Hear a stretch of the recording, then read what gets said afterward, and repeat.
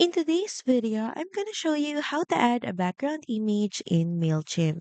So first log into your Mailchimp account, then in the left panel, go to campaigns and open up the email you would like to edit by clicking on the edit button.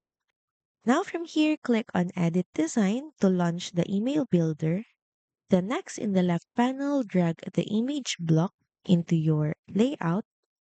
Then click on the add button to add your image. So you have an option if you want to upload your image from your files, or you can also browse for images online, or you can also add your design from Canva. So open up your image from your files if that's your option. Now adjust the position, repeat or size settings to fit your design. And if you want specific editing to your image, just click on the edit button. This will open up this window where you can edit your image with more specific tools.